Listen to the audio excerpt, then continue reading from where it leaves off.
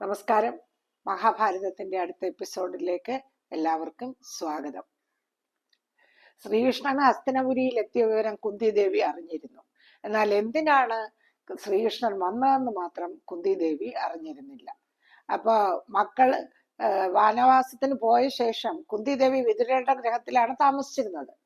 അപ്പൊ കൃഷ്ണനെ ഇനി എപ്പോഴാണ് എനിക്ക് കാണാൻ കഴിയുക എന്ന് ഇങ്ങനെ ക്ലേശിച്ചിരിക്കുമ്പോഴാണ് പെട്ടെന്ന് വാസുദേവൻ കുന്തിദേവിയുടെ മുമ്പിൽ പ്രത്യക്ഷപ്പെട്ടത്.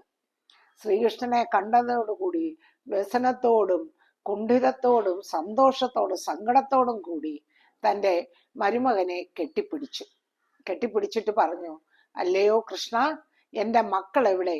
അവര് സുഖമായിട്ടിരിക്കുന്നോ? 14 വർഷമായി ഞാൻ അവരെ കണ്ടിട്ട്. അവരെ കാണാത്തതിലുള്ള ഒരു അമ്മയുടെ ദുഃഖം എത്രമാത്രമാണെന്ന് പറഞ്ഞറിയിക്കാൻ കഴിയുന്നില്ല. ഇനിയെങ്കിലും എൻ്റെ മക്കൾക്ക് ഐശ്വര്യപൂർണമായ ഒരു ജീവിതം നീ ഉണ്ടാക്കി കൊടുക്കണം. അല്ലയോ ഗോവിന്ദ, നീ വിചാരിച്ചാൽ മാത്രമേ അത് സാധിക്കുകയുള്ളൂ. കൃഷ്ണൻ കുന്തിദേവിയെ നല്ല വാക്കുകൾ പറഞ്ഞ് സമാധാനിപ്പിച്ചു. അവിടെ വിതുരരുടെ ഗ്രഹത്തിൽ നിന്നും നേരെ ശ്രീകൃഷ്ണൻ പോയത് ദുര്യോധനന്റെ ഗ്രഹത്തിലേക്കായിരുന്നു.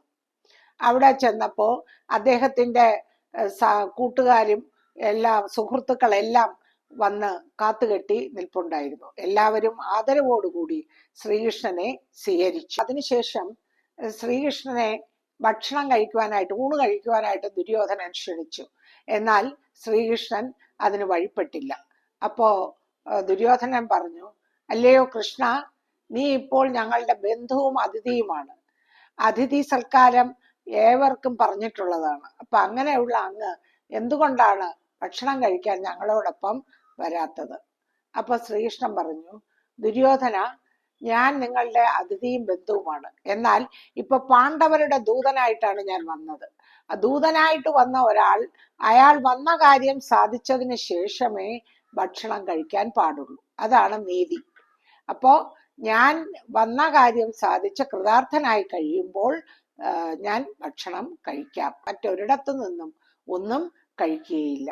ഭഗവാൻ കുറച്ചു നേരം അവിടെ ചിലവഴിച്ചിട്ട് നേരെ വിതുരഗ്രഹത്തിലേക്ക് പോയി. അവിടെ ചെന്ന് അദ്ദേഹം സ്നാനവും എല്ലാം കഴിഞ്ഞ് ഭക്ഷണവും കഴിച്ചിട്ട് ഇരിക്കുമ്പോൾ വിതുരർ പറഞ്ഞു, അങ്ങ് ഇപ്പോൾ ഈ ദൂതുമായി വന്നത് ഒരിക്കലും നല്ല കാര്യമല്ല. എന്തുകൊണ്ടെന്നാൽ ദുര്യോധനൻ ഭയങ്കര താന്തോന്നിയാണ്, ആര് പറഞ്ഞാലും അനുസരിക്കാത്തവനാണ്. അങ്ങനെയുള്ള ദുര്യോധനെ മെരുക്കിയെടുക്കാൻ അങ്ങേക്ക് കഴിയുമെന്ന് എനിക്ക് വിശ്വാസമില്ല. ദുര്യോധനൻ ധർമ്മം തെറ്റി നടക്കുന്നവനാണ്. അവൻ അങ്ങേ ചതിയിൽപ്പെടുത്തുമോ എന്നാണ് എൻ്റെ ഭയം. ഭഗവാൻ എന്തു പറഞ്ഞാലും അവൻ ചെവിക്കൊള്ളുകയില്ല. ചെവി പൊട്ടിയായിട്ടുള്ളവനോട് മുമ്പിൽ പാട്ടുപാടിയിട്ട് എന്താണ് കാര്യം? തന്നെയുമല്ല, അങ്ങയെ അവൻ അപകടത്തിൽപ്പെടുത്തുമോ എന്ന് പോലും ഞാൻ സംശയിക്കുന്നു. ഹേ കൃഷ്ണനപ്പ പറയും, ഹേ വിതുര, നീ പറഞ്ഞതൊക്കെ ശരിയാണെന്ന് എനിക്ക് നേരത്തെ തന്നെ അറിയാം. അതറിഞ്ഞുകൊണ്ട് തന്നെയാണ് ഞാൻ വന്നിരിക്കുന്നത്. ഞാൻ ആത്മാർത്ഥമായി സമാധാനത്തിന് വേണ്ടി യത്നിക്കാൻ ആഗ്രഹിക്കുന്നു. എന്നെ ദുര്യോധനൻ സംശയിച്ചേക്കാം, എൻ്റെ ഉപദേശത്തെ നിഷേധിച്ചേക്കാം. എങ്കിലും എൻ്റെ മനസ്സിൽ എന്നെ കൊണ്ടാവുന്നത് എല്ലാ വിധത്തിലും ചെയ്തിട്ടുണ്ട് എന്ന് ഒരു കൃതാർത്ഥത ഉണ്ടാകുമല്ലോ. അതിനു വേണ്ടിയാണ് ഞാൻ വന്നിരിക്കുന്നത്. എന്നെ അപകടത്തിൽപ്പെടുത്തുമെന്ന് നീ ഭയപ്പെടേണ്ട. അവന്റെ സഹായികളായ രാജാക്കന്മാരെല്ലാവരും കൂടിയാൽ തന്നെ എനിക്ക് ഒരു എതിരാളിയല്ല. ക്രുദ്ധനായ സിംഹത്തിന്റെ മുൻപിൽ മറ്റു മൃഗങ്ങൾ എന്ന പോലെ ആയിരിക്കും അവരുടെ കഥ. പിന്നെയും വളരെ നേരം പലതും സംസാരിച്ചു കൊണ്ടിരുന്നതിന് ശേഷം ഭഗവാൻ ഉറക്കമായി. ബ്രഹ്മമുഹൂർത്തത്തിൽ ഉണർന്നെണീറ്റു നിത്യകർമ്മങ്ങളും പ്രഭാത ഭക്ഷണവും കഴിച്ച് കൗരവസഭയിലേക്ക് പോകാൻ അദ്ദേഹം ഇറങ്ങി. അപ്പോഴേക്ക് അദ്ദേഹത്തെ ആനയിച്ചു കൊണ്ട് പോകാൻ ദുര്യോധന ശകുനിയും വിദൂരഗ്രഹത്തിൽ എത്തിക്കഴിഞ്ഞിരുന്നു. ശ്രീകൃഷ്ണൻ അലങ്കരിച്ച തേരിലേറി രാജ്യസഭയിലേക്ക് പുറപ്പെട്ടു. അദ്ദേഹത്തോടൊപ്പം അതേ രഥത്തിൽ തന്നെ വിതുരരും പുറപ്പെട്ടു. ശകുനിയും ദുര്യോധനും ഭഗവാന്റെ രഥത്തിന്റെ പിന്നിൽ മറ്റൊരു രഥത്തിലും അതിനു പിന്നിലായി സാത്യകി, കൃതവർമാവ് തുടങ്ങിയ യാദവ പ്രമാണിമാരും വേറെ രഥത്തിലും സഞ്ചരിച്ചു. അലങ്കരിക്കപ്പെട്ട ആനകളും മൃഗങ്ങളും കാലാൾ സൈന്യം അശ്വാരൂഢന്മാരായ ഒരു വലിയ അനുചര സമൂഹത്തോടു കൂടിയായിരുന്നു ഭഗവാന്റെ യാത്ര. അത് കാണുവാൻ ഹസ്തിനപുര നിവാസികൾ വഴിവക്കിൽ തടിച്ചുകൂടി. എല്ലാവരും ഭഗവാനെ കാണുന്നതിന് അത്യധികമായ ആവേശത്തോടും ആഗ്രഹത്തോടും നിൽക്കുന്നുണ്ടായിരുന്നു. എല്ലാവരെയും അദ്ദേഹത്തെ കൺകുളിർക്ക കണ്ട് തൃപ്തിയാകുകയും സന്തോഷാതിരാഗത്താൽ മതിമറന്ന് നൃത്തം ചെയ്യുകയും ഒക്കെ ചെയ്തു. രാജ്യസഭ കമനീയമായ വിധത്തിൽ അലങ്കരിച്ചിട്ടുണ്ടായിരുന്നു. ധൃതരാഷ്ട്രരും ധാർത്തരാഷ്ട്രന്മാരും ദ്രോണാചാര്യരും കൃപരും ഒക്കെ നേരത്തെ തന്നെ അവിടെ എത്തിയിരുന്നു. കൃഷ്ണന്റെ രഥം സഭാദ്വാരത്തിൽ എത്തിയപ്പോൾ ഭീഷ്മദ്രോണാദികൾ ഇറങ്ങിച്ചെന്ന് കേശവനെ സ്വീകരിച്ച് സഭാമന്ദിരത്തിലേക്ക് കൂട്ടിക്കൊണ്ടുപോയി. അച്യുതനകത്ത് കടന്നപ്പോൾ മഹാരാജാക്കന്മാരും മറ്റുള്ളവരും എഴുന്നേറ്റ് ഭഗവാനെ വന്ദിച്ചു. സഭാവാസികളെല്ലാം യഥാസ്ഥാനങ്ങളിൽ ഇരുന്നു. ആരും ഒന്നും പറഞ്ഞില്ല. എല്ലാവരുടെയും ശ്രദ്ധ ശ്രീകൃഷ്ണനിലായിരുന്നു. എല്ലാ ദൃഷ്ടികളും അദ്ദേഹത്തിന്റെ മേൽ പതിഞ്ഞു. അദ്ദേഹം എന്താണ് പറയുന്നതെന്നറിയാൻ ആകാംക്ഷയോടെ എല്ലാവരും ശ്രദ്ധരായിട്ട് ഇരുന്നു. ആ വലിയ സദസ്സിൽ ഒരു ചെറിയ സൂചി വീണാൽ പോലും കേൾക്കത്തക്കവണ്ണം നിശബ്ദമായിരുന്നു. ശ്രീകൃഷ്ണൻ സിംഹാസനത്തിൽ നിന്ന് എഴുന്നേറ്റ് സദസ്യരെ എല്ലാം സാകൂതമൊന്ന് വീക്ഷിച്ചിട്ട് പറഞ്ഞു, മഹാരാജാവേ, പാണ്ഡവരെയും കൗരവരെയും അങ്ങയുടെ പുത്രന്മാരാണ്. കൗരവരും പാണ്ഡവരും അങ്ങയുടെ പുത്രന്മാരാണ്. അവർ തമ്മിൽ മത്സരിച്ച് നശിക്കാൻ ഇടവരുന്നത് സാഹചര്യം ഉണ്ടാകരുതെന്ന് അങ്ങയോട് യാചിക്കാനാണ് ഞാൻ വന്നിരിക്കുന്നത്. വംശപാരമ്പര്യം അങ്ങ് പുലർത്തണം. അങ്ങയുടെ പുത്രന്മാർ വികാരങ്ങൾക്ക് വശംവദരായി സ്വന്തം ബന്ധ ജനങ്ങളെ പോലും എതിർക്കാൻ ഒരുമ്പെടുന്നു. ഈ ദുരദുഷ്ടത്തിന് അങ്ങ് തക്ക നിവർത്തി ചെയ്യാത്ത പക്ഷം ഭയങ്കരമായ ആപത്ത് നേരിടും. ആപത്ത് വന്നു കഴിഞ്ഞാൽ പിന്നെ അതിനെ തടുക്കാൻ സാധ്യമല്ല. ഇപ്പോൾ അങ്ങ് വിചാരിച്ചാൽ ആപത്ത് ഒഴിവാക്കി സമാധാനം നേടാം. പാണ്ഡവരുടെ രക്ഷിതാവ് അങ്ങാണ്. 12 വർഷം വനവാസവും 1 വർഷത്തെ അജ്ഞാതവാസവും കഴിഞ്ഞപ്പോൾ അവർക്ക് അവകാശപ്പെട്ട പകുതി രാജ്യം കൊടുക്കാൻ അങ്ങ് പ്രതിജ്ഞാബദ്ധനാണ്. അവരെ വഞ്ചിക്കാൻ വേണ്ടി അങ്ങ് പ്രതിജ്ഞാഭംഗം വരുത്തി അസത്യവാദിയാകരുത്. പിതൃതുല്യനായ അങ്ങയോട് അഹിതം പറയുവാനും അനിഷ്ടം പ്രവർത്തിക്കുവാനും അവർക്ക് മടിയുണ്ട്. അങ്ങയുടെ പുത്രന്മാരായ ദുര്യോധനാദികളെ ധർമ്മത്തിൽ നിലനിർത്തി നേർവഴിയിൽ നയിക്കേണ്ടത് അങ്ങയുടെ കടമയാണ്. ധർമ്മവും ന്യായവും അറിവുള്ളവർ ധാരാളം പേർ ഇവിടെ ഉണ്ട്. അവരാരും ഒന്നും ഉണ്ടെന്നില്ല. അവരുടെ വാക്കുകൾ ദുര്യോധനൻ കേൾക്കയില്ലെന്ന് കരുതിയാണ് അവർ മൗനത്തിലായിട്ടിരിക്കുന്നത്. കൗരവർ അനേക വിധത്തിൽ പാണ്ഡവരെ കഷ്ടപ്പെടുത്തി. എന്നിട്ടും അവർക്ക് അങ്ങയോടോ കൗരവരോടോ ഒരു വിദ്വേഷവുമില്ല. അവർ സമാധാനം കാംക്ഷിക്കുന്നു. അതുകൊണ്ട് മഹാരാജാവേ, കൗരവർ അവരോട് യോജിക്കണം. അതിയായ സ്വാർത്ഥമോഹത്തിൽ നിന്ന് അങ്ങ് പുത്രന്മാരെ പിന്തിരിപ്പിക്കണം. ധർമ്മത്തിൽ അടിയുറച്ചു നിൽക്കണം.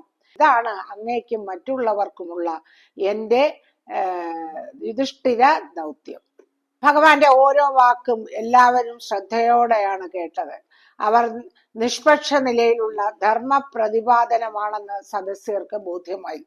അതായത് പാണ്ഡവർക്ക് വേണ്ടിയോ കൗരവർക്ക് വേണ്ടിയോ പ്രത്യേകിച്ചൊന്നും പറയാതെ നിഷ്പക്ഷതയോടുകൂടിയാണ് ഭഗവാൻ കൃഷ്ണൻ ഇത്രയും പറഞ്ഞത്. എന്നാൽ അവരാരും ദുര്യോധനെ ഭയന്ന് ഒന്നും പുറത്തു പറയാൻ ധൈര്യപ്പെട്ടില്ല. സദസ് സമ്പൂർണമായി നിശബ്ദമായിരുന്നു. കൃഷ്ണന്റെ വാക്കുകൾ ധൃതരാഷ്ട്രന്റെ ഹൃദയത്തെ തട്ടുന്ന വിധമായിരുന്നു. അവസാനം അദ്ദേഹം ആദ്യമായി സംസാരിക്കാൻ ഒരുമ്പെട്ടു. ധൃതരാഷ്ട്രൻ പറഞ്ഞു, ഭഗവാനെ വാസുദേവ, അങ്ങയുടെ വാക്കുകൾ എത്ര തന്നെ കേട്ടാലും മതിവരാത്ത അമൃതവാഹികളാണ്. അങ്ങ് പറഞ്ഞതുപോലെയൊക്കെ ചെയ്യണമെന്ന് എനിക്ക് മോഹമുണ്ട്. പക്ഷെ ഞാൻ സ്വതന്ത്രനല്ല. ഞാൻ പറയുന്നതൊന്നും എൻ്റെ മകൻ അനുസരിക്കുകയില്ല. അവൻ മഹാക്രോധിയാണ്. അവൻ ചില ദുർബുദ്ധികളുടെ ഉപദേശത്തിൽപ്പെട്ട് കിടക്കുകയാണ്. അവർ പറയുന്നത് മാത്രമേ അവൻ അനുസരിക്കുകയുള്ളൂ. ഭീഷ്മനോ ദ്രോണരോ വിതുരരോ ഗാന്ധാരിയോ പറയുന്നതൊന്നും അവൻ ഇഷ്ടമല്ല. ആകയാൽ അങ്ങ് തന്നെ ദുരാഗ്രഹിയായ ദുര്യോധനെ ഉപദേശിച്ച് നേർവഴിക്ക് നയിക്കൂ. അങ്ങയ്ക്കല്ലാതെ മറ്റാർക്കും അതിന് കഴിയില്ല. ധൃതരാഷ്ട്രന്റെ അപേക്ഷ ചെവിക്കൊണ്ട് ചെന്താമരാക്ഷൻ ദുര്യോധനെ അഭിസംബോധന ചെയ്തു പറഞ്ഞു, മിത്രമേ ദുര്യോധന, സമാധാനത്തിന് വേണ്ടിയുള്ള എൻ്റെ വാക്കുകൾ നീ കേൾക്കുക. പാണ്ഡവർ അങ്ങയുടെ ശത്രുക്കളല്ല, ബന്ധുക്കളാണ്. അവരിൽ നിന്ന് രക്ഷപ്പെടാൻ വേണ്ടി ദുർബലരായ മറ്റു ചിലരെ ആശ്രയിക്കുന്നത് അപഹാസ്യമാണ്. അതായത് അവരെ എതിർത്ത് തോൽപ്പിക്കാൻ വേണ്ടി മറ്റു പലരെയും അങ്ങ് കൂട്ടുപിടിക്കുന്നു. അത് മറ്റുള്ളവരാൽ പരിഹസിക്കപ്പെടുന്ന ഒരു കാര്യമാണ്. വാസ്തവത്തിൽ പാണ്ഡവർക്ക് ഇപ്പോഴും നിങ്ങളോട് ഒരു ശത്രുതയുമില്ല. നിങ്ങൾ അവരോട് യോജിക്കണമെന്നേ ഉള്ളൂ. പാണ്ഡവർ യുദ്ധം ആഗ്രഹിക്കുന്നില്ല. എന്നാൽ അത് ദൗർബല്യം കൊണ്ടാണെന്ന് വിചാരിക്കരുത്. ഭീമാർജുനരെ ജയിക്കാൻ നിങ്ങൾക്ക് സാധ്യമല്ല. ഞാൻ തുണയ്ക്കുന്ന സവ്യസാചിയെ ഇന്ന് ആരാണ് എതിർക്കുവാൻ വിചാരിക്കുന്നത്? പോരിൽ നേരിട്ടെടുക്കുമ്പോൾ സാക്ഷാൽ ദേവേന്ദ്രന് പോലും അവനെ ജയിക്കാൻ കഴിയില്ല. അതുകൊണ്ട് പാണ്ഡവർക്ക് പകുതി രാജ്യം നൽകി അവരുമായി സന്ധി ചെയ്യുക. അത് നിന്റെ അച്ഛനും ഭീഷ്മനും ഗുരുക്കന്മാർക്കും എല്ലാം ഇഷ്ടമുള്ള കാര്യമാണ്. ഇതെല്ലാം കേട്ടുകൊണ്ടിരുന്ന ദുര്യോധനന് യാതൊരു വികാരവും ഉണ്ടായില്ല. അതായത് ഭഗവാന്റെ വാക്കുകളെല്ലാം അവൻ അവഗണിക്കുകയാണെന്ന് അവന്റെ മുഖഭാഗത്തിൽ നിന്ന് മനസ്സിലാക്കാൻ പറ്റി. ഇത് കണ്ട ഭീഷ്മരും ദ്രോണരും വിതുരരും ദുര്യോധനനോട് ഉപദേശ രൂപേണ പലതും പറഞ്ഞു. ശ്രീകൃഷ്ണ ഭഗവാന്റെ വാക്കുകളെ ബഹുമാനിക്കണമെന്നും എന്നെല്ലാം പറഞ്ഞു നോക്കി. പക്ഷേ അതൊന്നും കേട്ടതായി ദുര്യോധനൻ ഭാവിച്ചില്ല. ശ്രീകൃഷ്ണനെ ധിക്കരിച്ചാൽ രാജ്യവും ധനവും പുത്രമിത്രാദികളും നഷ്ടപ്പെട്ട് ധൃതരാഷ്ട്രനും ഗാന്ധാരിയും അനാഥരായി ദുഃഖിച്ച് ഭൂമി നീളെ പിച്ചതണ്ടി നടക്കേണ്ടി വരുമെന്ന് കൂടി വിതുരർ പറഞ്ഞു. ധൃതരാഷ്ട്രർ ഒരിക്കൽ കൂടി ദുര്യോധനെ ഗുണദോഷിച്ചു. സമാധാനം യാചിക്കുന്ന കൃഷ്ണനെ ധിക്കരിച്ചാൽ നിശ്ചയമായും തോൽവി ഉണ്ടാകുമെന്ന് ധൃതരാഷ്ട്രർ മകനോട് സൂചിപ്പിച്ചു. എന്നാൽ അധികാര പ്രമത്തത കൊണ്ട് അന്ധനായി തീർന്ന ദുര്യോധനൻ, അഹങ്കാരിയായ ദുര്യോധനന്റെ കണ്ണുകൾ ഇതുകൊണ്ടൊന്നും തുറന്നില്ല.